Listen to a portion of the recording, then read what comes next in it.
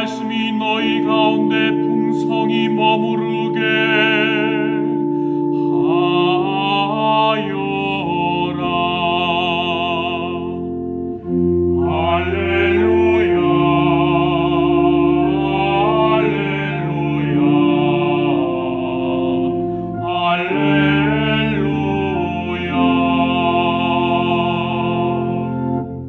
주님께서 여러분과 함께 또한 사제의 영과 함께 루카가 전한 거룩한 복음입니다. 주님 영광 받으소서. 모세의 율법에 따라 정결례를 거행할 날이 되자 예수님의 부모는 아기를 예루살렘으로 데리고 올라가 주님께 바쳤다. 주님의 율법에 태를 열고 나온 사내 아이는 모두 주님께 봉헌해야 한다고 기록된 대로 한 것이다. 그들은 또한 주님의 율법에서 산비둘기 한 쌍이나 어린 집비둘기 2마리를 바치라고 명령한 대로 제물을 바쳤다. 그런데 예루살렘에 시메온이라는 사람이 있었다.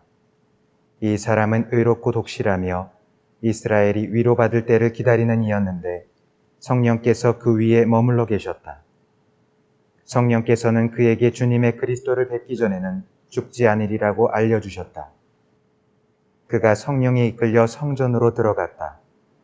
그리고 아기에 관한 율법의 관례를 준수하려고 부모가 아기 예수님을 데리고 들어오자 그는 아기를 2팔에 받아 안고 이렇게 하느님을 찬미하였다.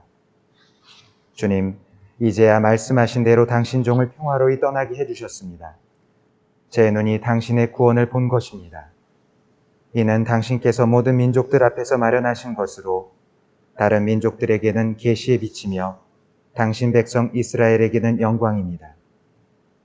아기의 아버지와 어머니는 아기를 두고 하는 이 말에 놀라워하였다. 시메온은 그들을 축복하고 나서 아기 어머니 마리아에게 말하였다. 보십시오. 이 아기는 이스라엘에서 많은 사람을 쓰러지게도 하고 일어나게도 하며 또 반대를 받는 표징이 되도록 정해졌습니다. 그리하여 당신의 영혼이 칼에 꿰찔리는 가운데 많은 사람의 마음속 생각이 드러날 것입니다. 한나라는 예언자도 있었는데 푸누엘의 딸로서 아세르지파 출신이었다. 나이가 매우 많은 이 여자는 혼인하여 남편과 7해를 살고서는 84살이 되도록 과부로 지냈다. 그리고 성전을 떠나는 일 없이 단식하며 기도하며 밤낮으로 하느님을 섬겼다. 그런데 이 한나도 같은 때에 나와 하느님께 감사드리며 예루살렘의 속량을 기다리는 모든 이에게 그 아기에 대하여 이야기하였다. 주님의 법에 따라 모든 일을 마치고 나서 그들은 갈릴레아에 있는 고향 나자렛으로 돌아갔다. 아기는 자라면서 튼튼해지고 지혜가 충만해졌으며 하느님의 총애를 받았다. 주님의 말씀입니다. 그리스도님 참미합니다. 오늘날과 같이 그 앞을 한 치 앞도 내다볼 수 없고 또 앞으로 어떻게 될런지 짐작할 수도 없는 이런 시절에 이 가정을 꾸려나가는 아빠, 엄마, 그리고 가족의 주요 구성원인 아이들이 정말 이 어려운 시절에 제일 피해야 될 것이 저로서는 꿈을 잃는 것, 희망을 잃는 것이라고 생각합니다. 정말 행복한 가정, 성가정은 뭔가 많이 갖추고 있는데 다른 것이 아니고 하느님을 우리의 미래의 전망으로 이렇게 모시면서 예수님을 우리 가정의 가장으로 모시면서 외형적으로는 얼마나 어려운지와 상관없이 늘 그 가정 안에는 꿈이 있고 그리고 희망이 있고 하는 이런 어떤 모습을 갖출 때, 각 구성원들이 그런 마음을 가질 때 드디어 이 가정은 살아있는 가정이요, 움직이는 가정이요, 성가정이 될 수 있지 않나 하는 생각을 좀 하게 되었습니다. 그래서 오늘 강론 말씀을 드릴 때 이런 제목으로 좀 드리고 싶습니다.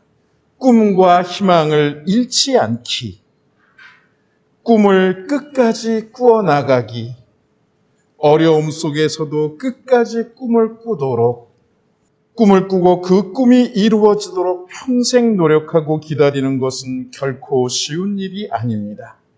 너무나도 자주 마음속에서 슬며시 이런 의구심이 들어옵니다.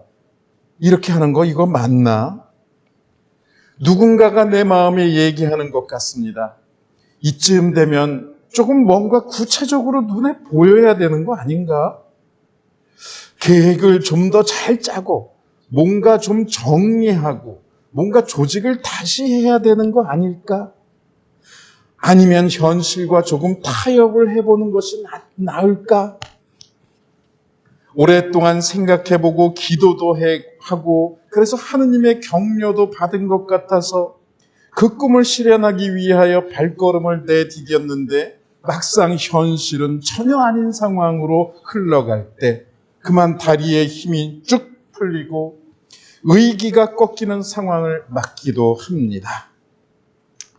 내가 꾸린 가정도 완벽하지 않고 내가 생각했던 대로는 전혀 아닐 때 바로 이때 우리는 흔들리지 않고 꿋꿋하게 처음에 꾸었던 그 꿈에 충실하게 머물러야 하겠습니다.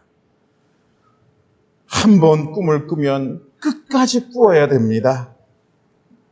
오늘 복음의 시메온과 안나는 바로 자기들 마음속에서 하느님의 섭리라고 느꼈던 자기들의 그 꿈, 미래의 전망과 약속에 끝까지 충실했던 분들의 상징입니다. 그렇지만 로마 제국의 압제 아래서 또한 이스라엘 공동체의 무능과 부패를 날마다 체험할 때마다 그리고 이스라엘 백성이 갖은 비극적 사건을 여기저기서 겪고 억울하게 느끼는 여러 가지 고통스러움을 피부에 와 닿게 느낄 때마다 얼마나 자주 의문과 불신이 그들의 마음을 흔들었을까요?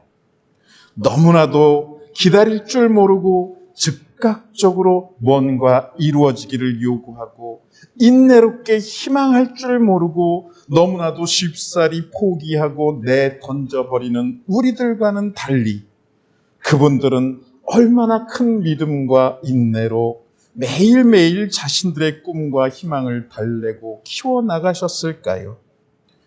그분들은 우리들이 보는 것처럼 예수님의 일생을 보시지도 못했고 십자가 위에서 돌아가셨다가 부활하셨다가 승천하시고 성령을 보내주시고 그 성령의 힘으로 교회가 얼마나 커나가는지 이런 것들을 보시지도 못했지만 갓난 아기 예수님 이 꿈의 새싹만을 보고도 그렇게 기뻐하고 만족하고 확신하였고 또 약속을 이행하신 주님을 찬미하였습니다. 어려움 속에서도 꿈꾸는 걸 중단해서는 안 되겠습니다. 안나도 혼인한 지 7년이 지나 남편을 잃고 과부가 되어 84살이 된 여인으로서 어쩌면 삶의 근본이 흔들리고 의지처가 없고 중심을 잃은 그 공동체를 상징합니다. 모든 것이 부족하고 얼마나 살아가기 어려울지 짐작이 가는 혹독한 상황 속에서도 꿈을 잃지 않은 지칠 줄 모르는 끈질긴 신앙인의 상징입니다. 그리고 성모 마리아도 이제 막 시작해서 앞에 무엇이 기다릴지 모르는 그런 신앙 공동체를 상징합니다. 복음을 받아들이는 사람은 반드시 반대받게 되어 있습니다. 복음을 진정으로 받아들인다면 반드시 어떤 위치를 또 어떤 입장을 차지하거나 취할 수밖에 없습니다. 그렇기 때문에 반드시 반대자들의 공격이 표적이 될 수밖에 없고 상처를 입지 않을 수 없게 될 것입니다. 공격이나 비난, 비웃음의 대상이 되고 따돌림 받고 아무도 얘기를 들어주지 않는 고독에 떨어질 수도 있습니다. 이때 더욱더 우리들의 꿈, 신앙인의 희망이신 주 예수님께 끈질기게 매달리고 결코 놓지 말아야 할 것입니다.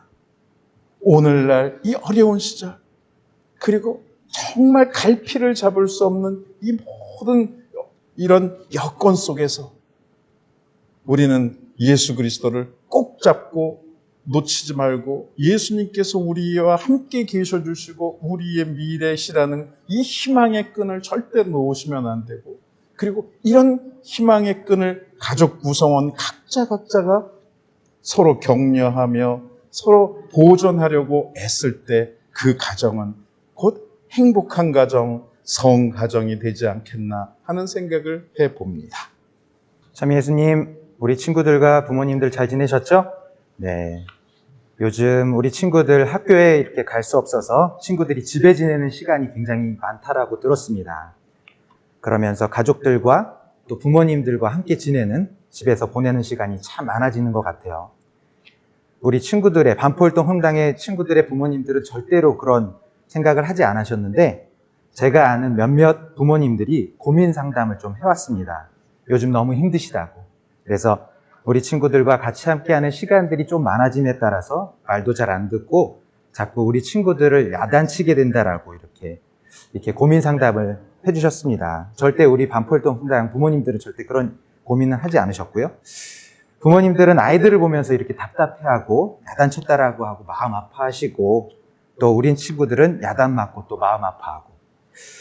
그 유명한 시인인 나태주 시인 그 시 중에 자세히 보아야 예쁘다, 오래 보아야 사랑스럽다, 그리고 너도 그렇다라는 그런 시가 있죠.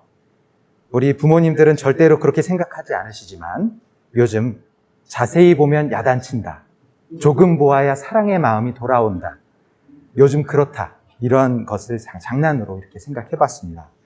저도 조카들이 집에 와서 이렇게 잠깐 놀면 너무 좋은데 3시간 지나면 빨리 집에 가라는 그런 이야기를 이렇게 한 적이 있습니다.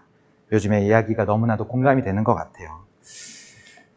요즘 코로나로 인해서 우리 생활은 어떻게 보면은 희생과 인내로 모든 것들이 이루어져 있다라고 생각이 됩니다. 그러면 이러한 희생과 인내로 이루어지는 또 우리의 가정도 성가정이라는 것은 어떠한 모습일까 생각해 보게 돼요. 우리가 생각하는 성가정이라는 것은 집안 모두가 다 신앙을 가지고 있고 아무런 문제가 없으면서 또 서로 말도 잘 듣고 또 화목한 그러한 성가정이라고 생각할 수 있습니다. 하지만 성가정인 예수님의 가족은 현실적인 모습에서 아무런 문제가 없는 완벽한 모습의 성가정이 아니었다는 것이죠. 먼저 예수님께서 이 세상에 오시는 것부터가 위기였고 힘든 그러한 상황이었다는 겁니다. 하지만 예수님의 가정은 우리의 모범인 성가정이 이렇게 되셨습니다. 어떻게 이 어려움 속에서 성가정을 이루실 수 있을까? 그것은 바로 신앙 안에서 하느님께 의지하면서 하나가 되었기 때문에 가능했다라고 생각이 됩니다. 여러 가지 가정생활은 부족하고 불화의 요소도 많지만 서로를 감싸면서 이렇게 다시 한번 이렇게 받아들이고 이해하는 그러한 시간 보내셨으면 좋겠습니다. 현실적으로 너무나도 어려운 일이기도 하지만 우리는 다시 한번 우리 신앙의 힘을 빌려서 이러한 것들을 노력하는 시간 되셨으면 좋겠습니다. 우리 친구들도 조금 더 부모님의 말씀 조금 더 잘 듣고 그러한 말씀 잘 실천하는 친구들이 되었으면 좋겠습니다. 이 세상에서 필연성이 없이 태어나는 생명과 가정은 없다라고 했습니다. 지금 우리의 가정은 정말로 하느님께서 만들어주셨다라는 것. 그래서 우리 가정은 자세히 보아도 오래 보아도 예쁘고 사랑스럽다라는 것 잊지 않으셨으면 좋겠습니다. 요 근래 저도 조영래 신부님을 자세히 보고 오래 보고 자주 보고 그렇게 되는데 진짜 참 훌륭하신 신부님이라는 것을 갈수록 느끼게 됩니다. 하느님께 감사드립니다. 우리가 이게 자주 보고 가까이 보고 이럴 때 나쁜 것만 너무 많이 보인다 그러면 좋은 것도 막 억지로라도 찾아서 균형을 잘 갖추도록 이렇게 애써가면서 지내도록 해봅시다. 좋은 말씀 들려주신 조영래 베드로 신부님께 감사를 드립니다.